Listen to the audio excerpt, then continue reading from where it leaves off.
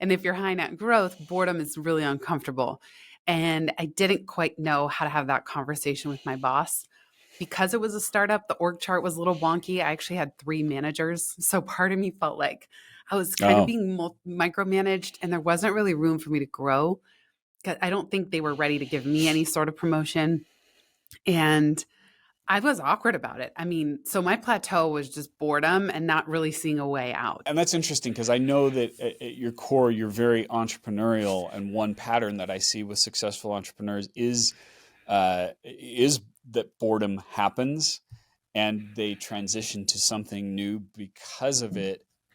But sometimes you can just innovate within, I think this is what you were hinting on. You can just innovate within the space where you already are to fight that boredom. But at that point, and obviously it turned out to be something good, but at that point you interpreted it as, I need something new. I got to try something else. Yeah, and I'm a great builder. I love taking things from 0 to 1, to use a Peter Thiel book title Okay. parlance. So I built our employee handbook, 0 to 1. I helped set up the entire office, all the furnishings, the process.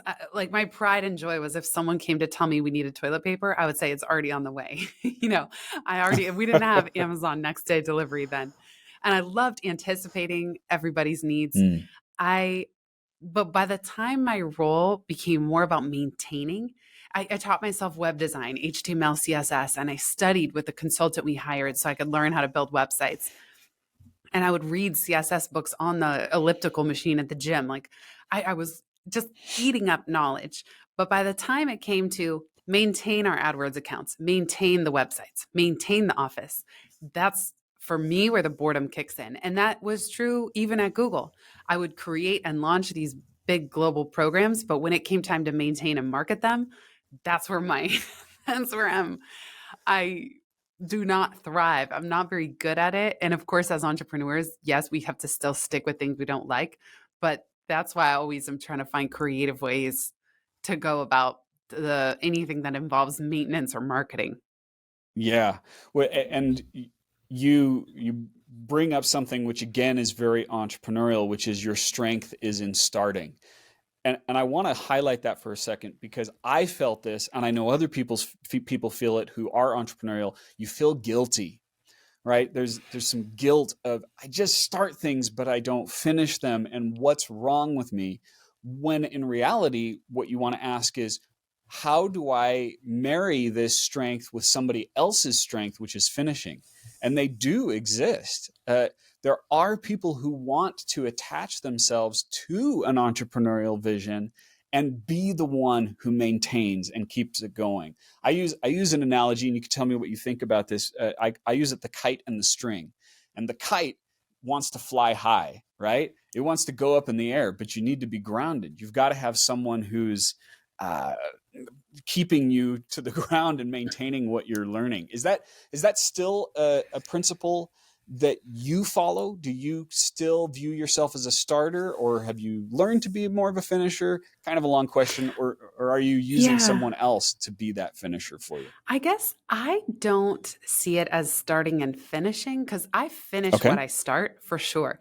Mm. Like, when I set out to write a book, I will finish it. It will come out. The Okay. first 2 books took 2.5 years. The third one took only 1 year because I had a process down and I kind of was less afraid. I had fewer gremlins.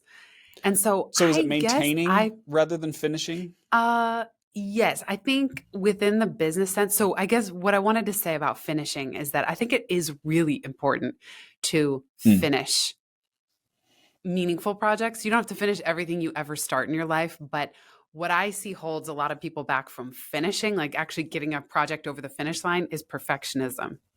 So Yes. that's where you got to say, this is not going to be perfect and I'm going to launch it anyway. So for example, I created this global drop-in coaching program that you mentioned at Google.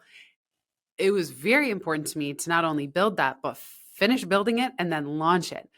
Once it's launched and out into the world, I that's where exactly what you said, kind of handing the string over to someone else. It's almost like I built the kite.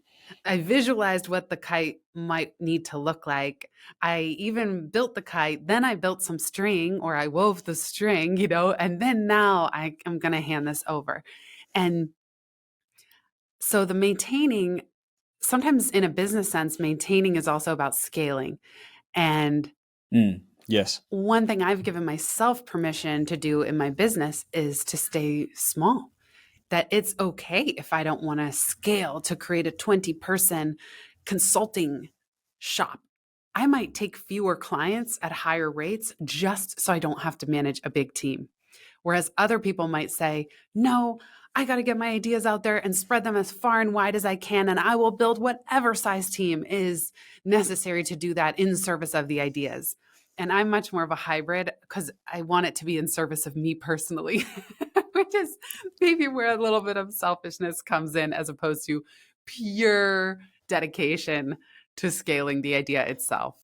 If you liked this video and want to listen to the full episode, go to your favorite podcast app and subscribe to the Dave Crenshaw Success Project. You can also find all the full episodes at SuccessProject.Show.